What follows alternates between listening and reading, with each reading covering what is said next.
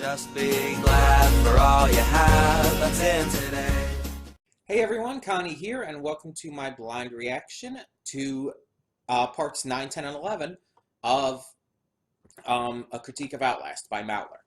So yeah, I'm fully expecting Everett to spend 10 hours writing a 6-post book report on why I'm wrong. But in all seriousness, my hair is all kinds of not cooperating.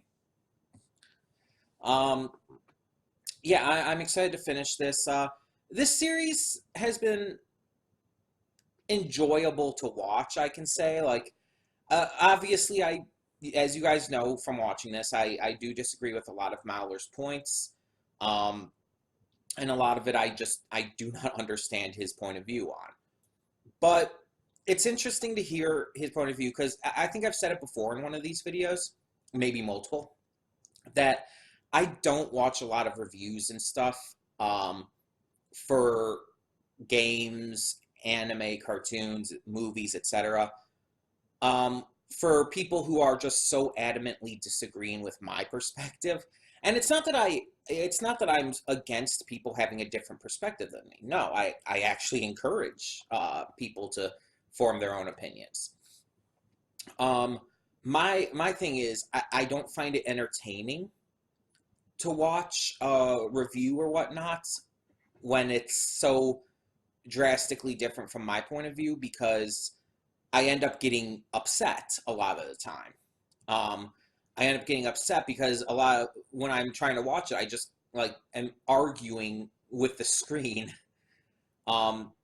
and saying like, no, that's wrong and everything. And it's like, I mean, it's all opinion, and I understand that, but still, it leads to a very unenjoyable experience most of the time. Mauler's review of Outlast is different, though. It's not like the most enjoyable thing I've ever watched, but it's more fun to kind of hear what he has to say in this case and share my own thoughts on it and share how I view these certain things. The way he has his videos like organized into different parts allows me to better share my thoughts on each part individually. And it makes it a lot more organized, which I can appreciate very much. But yeah, still though, a lot of his opinions I just can't agree on. I just cannot see his point of view on. And I mean, I have no issue with him having that point of view though, so there's not really much of anything I can do other than share my own. I'm interested to see how this ends, because these are the final 3 parts. We're talking about Whistleblower in these 3 parts. Whistleblower, if you don't know, is the free DLC for Outlast. I believe it's free, at least. I think it's free. Either way, it's the DLC for Outlast that takes place both before and during the events of the main game. Mauler talked about it a little bit so far, but obviously he didn't go into full detail yet because that's what he's about to do. But basically the general idea of it is that you're playing as the guy who sent Miles Upshur the message in the first place. Miles Upshur was the original hero from the main game. Main character. And so you're playing as the guy who sent him the email that got Miles to check this place out in the first place. The characters in Whistleblower, in my opinion, have kind of a just mixed bag, I guess you could say. There's 2 main notable new characters, and they're great. But everyone else they show in it especially the ones who were in the main game, feels like they've been kind of nothing. Like they've been really, the ones who are in the main game feel like they've been downgraded, such as Chris Walker or the twins. They just don't feel important. And compared to the 2 new enemies, all the other characters just feel really lacking, just in terms of their execution for me. Um, the story itself, I actually think is great. I think the story of the DLC is fantastic. Um, I don't know if I'd say it's better than the main game story, but it adds to it in a really special way, I feel. Um, then you have like all the other stuff that Mauler's going to talk about, all the same things he talked about with the main game, graphics, how it plays, stuff like that. Honestly, all of that kind of thing, I think is pretty much the same as the main game. Graphics, sound, mixing, audio in general, voice acting, all of that's pretty much the same as the main game for me. It doesn't really improve, but it doesn't like digress either.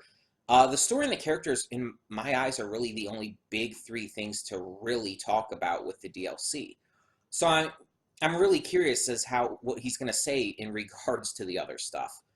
Um, there are a lot of categories he talked about with the main game, though, so maybe a lot of them he's just going to skim through, and he's going to focus mostly on the story and characters.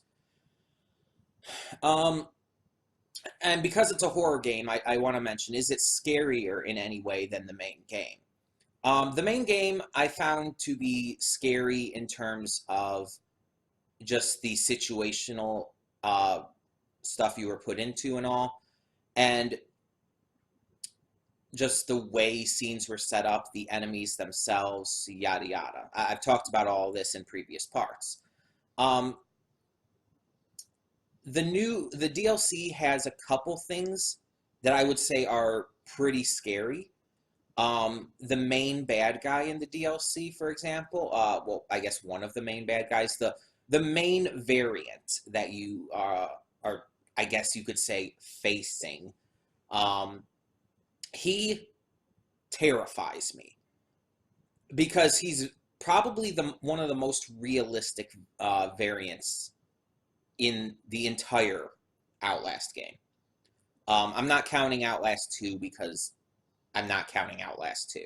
It's completely different and it's not even good. But yeah, it's like he's probably one of the best villains of all of Outlast 1, including the DLC and all, obviously. And he's definitely one of the scariest, in my opinion. The other new character is frightening, but not to the same degree. He's more creepy than actually scary. The characters that return from the first one are like I said, they feel watered down.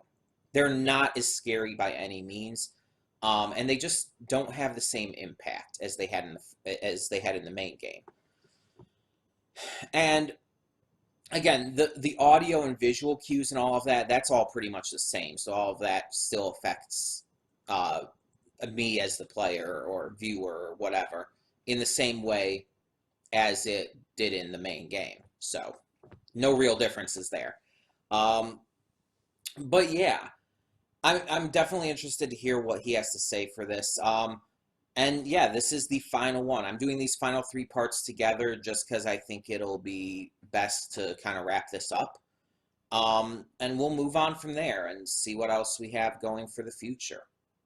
So thank you all so much for tuning in, and we're just going to get this started.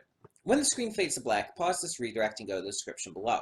Follow the link to the reaction, and after you watch it, come back here to the redirect and resume play. Because after it fades to black and then fades back in, everything from that point forward will be my afterthoughts, and will contain spoilers to the, well, parts of this video series. So that being said, thank you so much for tuning in, and I will see you at the reaction. Okay, and we are back, and we'll begin with spoilers in 3, 2, 1, now. Okay, so I didn't really say a lot during these three parts, it seems. Because a lot of it, like a lot of it outside of like talking about the story and characters of Whistleblower, was very redundant, you could say. Because a lot of it was like, oh, this was just like Outlast, and here's why. No, but seriously, A lot of it was just very much the same kind of things. Just obviously talking about that stuff in Whistleblower instead of the main game. And then there was also the portion where he's just like talking about like what the one other guy, Noah, I think it was, said, um, and everything, and it's just like, okay. There's one part that really confused me, and I'm sure you're going to probably correct me on this, if I'm wrong, Everett. There's one point in one of the, I don't remember exactly which of these three parts it was, but he's basically talking about how he basically scripted and worked his videos to come across as like, oh, I'm not trying to seem biased here. I'm trying to like give you all the information and then tell you my thoughts. But it's like, no, you made it very clear from the get-go that you didn't like this game, that you thought this game was crap. You didn't try to hide that at all. He made it very, very clear right from the beginning that he didn't like this. He wasn't like trying to hide his thoughts. He wasn't trying to keep neutral or keep it like, oh, let's just talk about the facts of what happens in this game and then I'll tell you my thoughts. No. That's not how he portrayed this at all. And on top of this, he said like, I'm trying not to be biased here. And then like maybe 10 minutes later, he's like, he basically says, I'm biased. He basically says that, oh, that's why I have such a hatred of this game, or whatever exact word he or phrase he used. And it's like, so you're admitting you're biased. You're saying, I'm biased against this game. I don't like this game. And he's basically admitting that it's affected his view on the game and how it works and everything and all.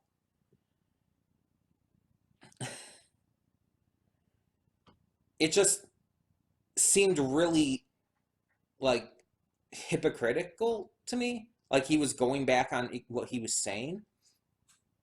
The ending, the last part, dragged out way too long, by the way. It just felt like he was, honestly, like he was padding it out. Like he was just going through a bunch of shit that he really didn't need to talk about. A lot of it felt like stuff he had already said, and we really didn't need to hear him say again. And it just, it felt almost like a waste of time. And I was extremely bored by it. And then there's the one point where he's like, oh, you can have your opinions. You can say you like this game all you want. That's fine. That's great.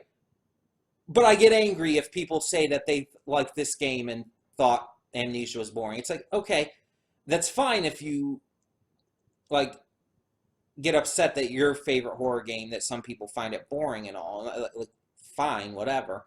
But it's like, you're gonna say that like right after you say like people can think what they want. It's like, oh, people can think what they want, but if they think this, no, I have a problem with that. It's like, really?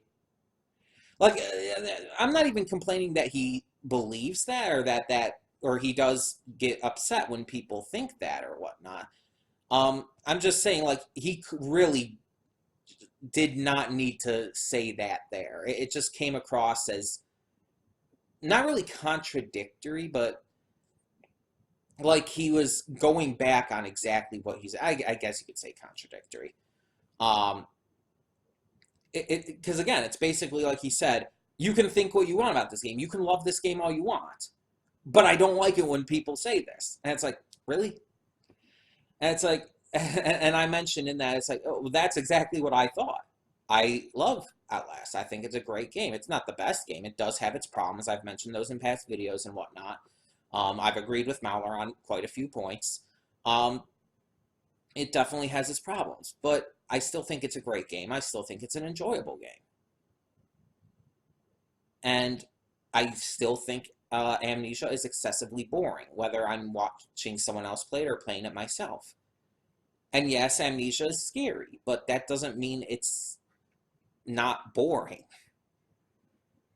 Because believe it or not, those aren't mutually exclusive. You can have a game or even a movie or something that's boring as hell to watch, but is still scary. It's Amnesia was scary because of its atmosphere and everything, but the game itself, playing it, is excessively boring and uninteresting. Watching someone play it is so freaking boring as well. Like seriously, I mentioned before, not only could I not finish playing through it myself, I couldn't get through a single part of watching someone else play it. Even some of my favorite YouTubers like Markiplier or whatnot, I could not watch them play through it because I just did not have interest, even with their great personalities and everything, and fun comedy and everything that they try to inject. It's just the game itself has to bring something to the table too. And just being scary isn't enough. A game has to entertain me. It has to be enjoyable. Um, and I think this is the biggest difference between me and Mauler in terms of our views on what makes a game good and what makes a game enjoyable, all of that jazz. Mauler is very analytical. He looks at things from an analytical standpoint, and when he plays games, he looks at every little working piece. He looks at everything that makes up the game and questions it. Like, he questions, does this work? Does this add to the experience? Etc., etc. And there's nothing wrong with that. But me, I tend to look at it from an entertainment value first. Like, is this fun to watch? Is this enjoyable to play? Etc., etc. Do I like this? And then I look at the stuff like story and characters first and foremost, and then the other little mechanics and whatnot. But even if those other little things have issues, like Outlast very much does, the AI, the sound design, that kind of jazz, heck yeah, that has problems. Like, that's not even a fucking question. But at the same time, does that hurt my experience? Not at all. Not at all, because the game is still fun. It's still enjoyable. I find it to be a good game. And I think that's what's important here. Mauler looks at it like he looks at every little thing and judges the game as a whole based on every little thing. I judge the game based on just a pure, unbiased, non-analytical perspective. From the perspective of someone just playing it, just enjoying it, just experiencing it. I've tried looking at things from an analytical standpoint when watching them or playing them or whatnot, and it ruins the experience immensely for me. Even for things that I would otherwise normally like, I've found that it just completely dampers my interest in it when I'm looking for little things. And when I'm watching it just as is, just as a viewer, or I'm playing it just as a gamer, without looking for that stuff, it's like, yeah, I'm just enjoying it. I'm just having fun with it. And that's not always the case. Obviously, I can still dislike a game while playing it that way. Obviously, I can still like a game if I play it with a more analytical mindset. There are always exceptions. But I'm just saying, for like the majority of the time, that's how it tends to go for me. But yes, that is definitely the biggest difference between us, how we look at games in this situation. I'm sure it probably would account for movies or shows or whatnot as well. But for this specifically, for games, it's all about how you look at it, how you like view it as you play it, like how you're playing it. Again, I'm playing it more from the perspective of entertainment. I'm like, this is a game. I want to be entertained. I want to enjoy my time playing it. He's looking at it like as an analytical player. He's analyzing every little thing that happens in it and playing through it multiple times to get every little detail. And that just, it would not work for me. I could not do that. I just couldn't. And I know this next thing I want to talk about real quick. I know this is something you're going to definitely debate against me in your book report, not Mallard, Everett.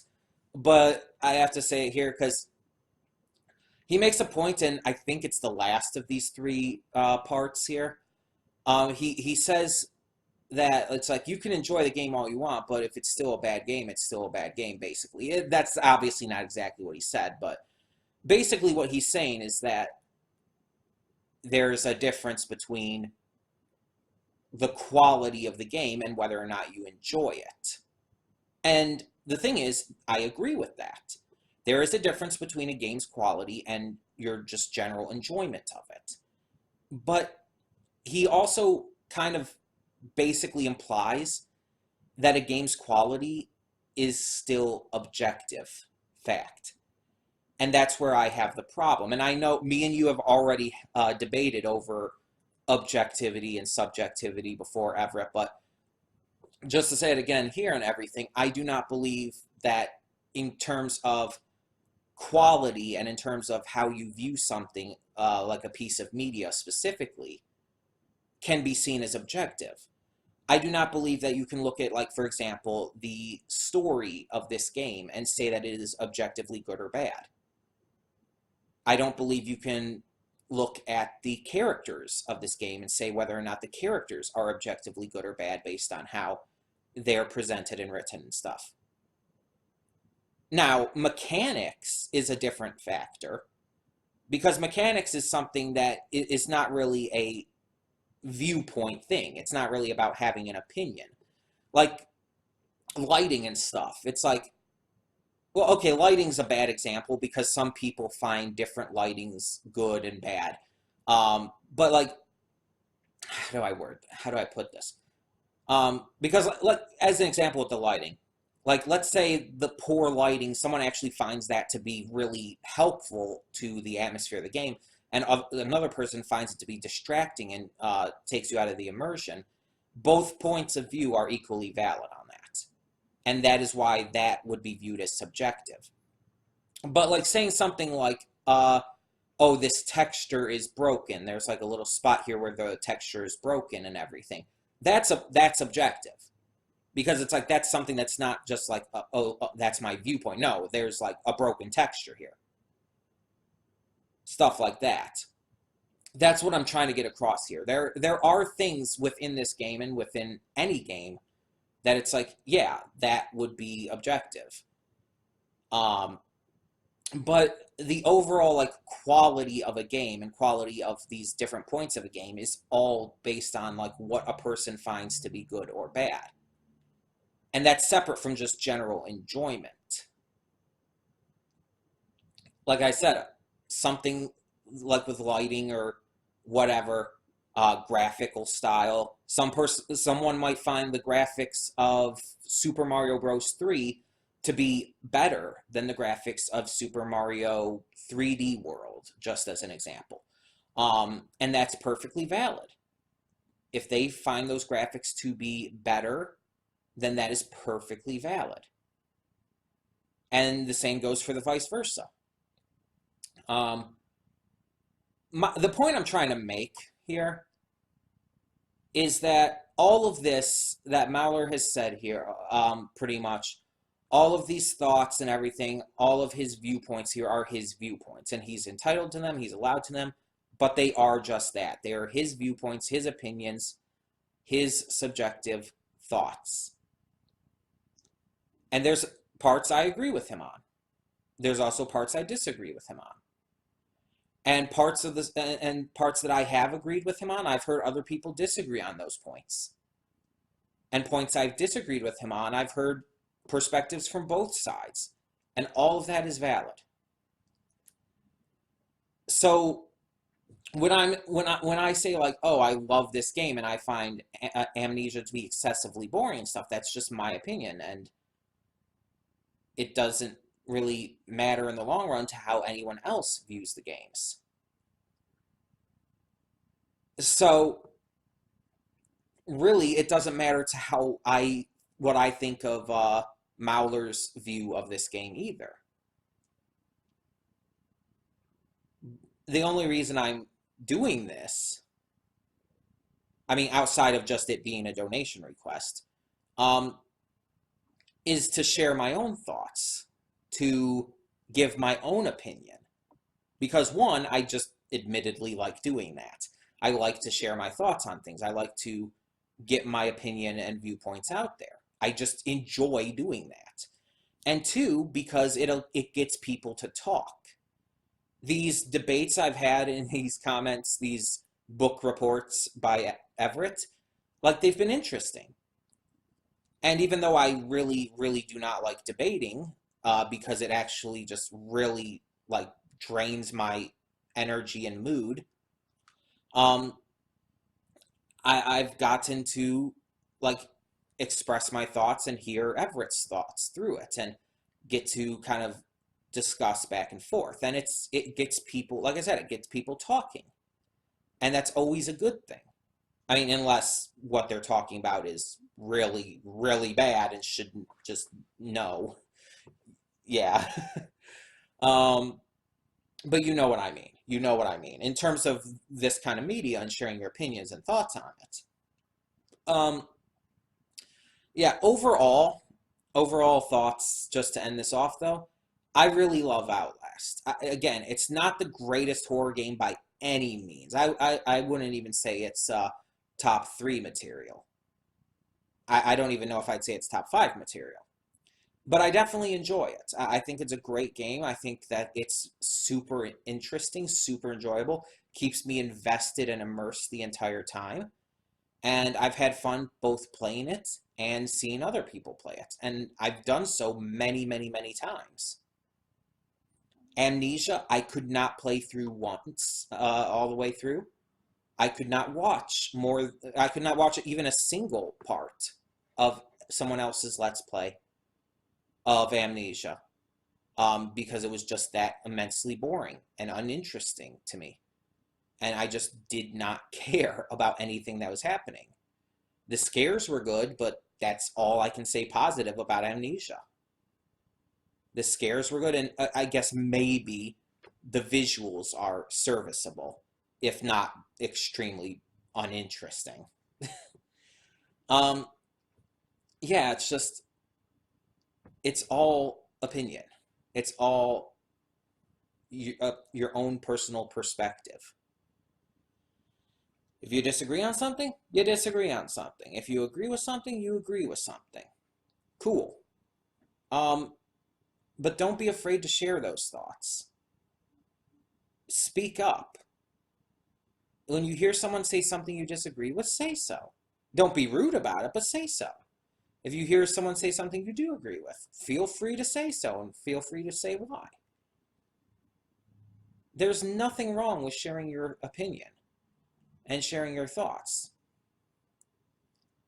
Just be respectful about it, and yeah, you're all good. I like this game, and I'm going to continue liking this game. This review, this critique, did nothing to dissuade that. It did absolutely nothing to make me change my mind on that, even slightly.